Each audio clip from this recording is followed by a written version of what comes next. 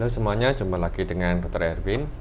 Nah, pada kesempatan kali ini saya ingin berbagi pengalaman setelah kita 1 tahun bersama COVID ya.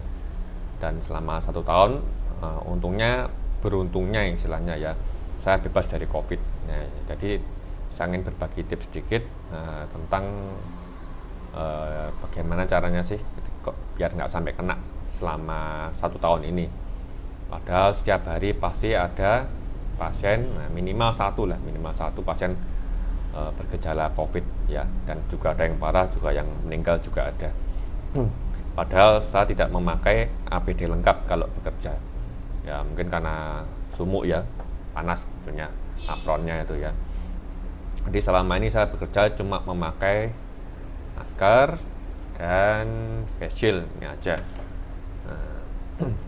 Ya, nomor satu gimana agar kita bebas dari virus ini ya. Yang pasti prokes ya, mungkin udah bosen dengarnya itu aja ya, prokes apa ya, masker, jaga jarak.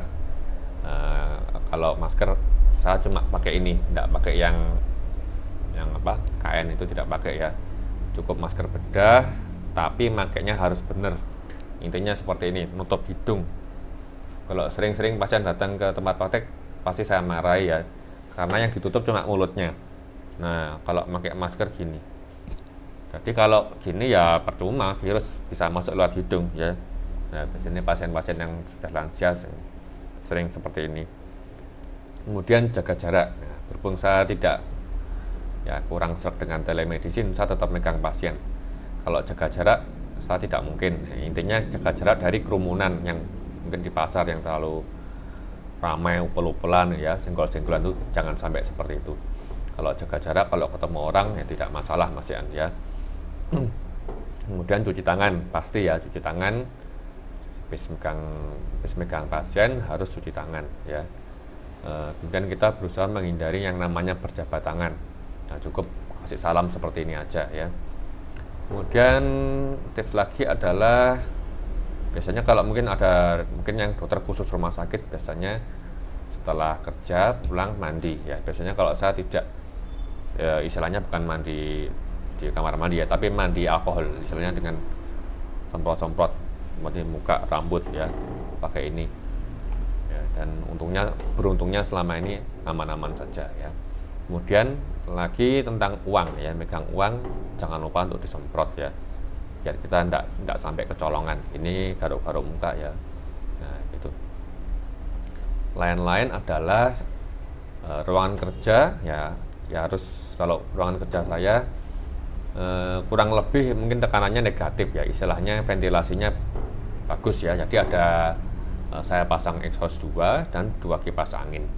Jadi saya tidak membiarkan jangan sampai hembusan nafas pasien nabrak ke muka saya ya.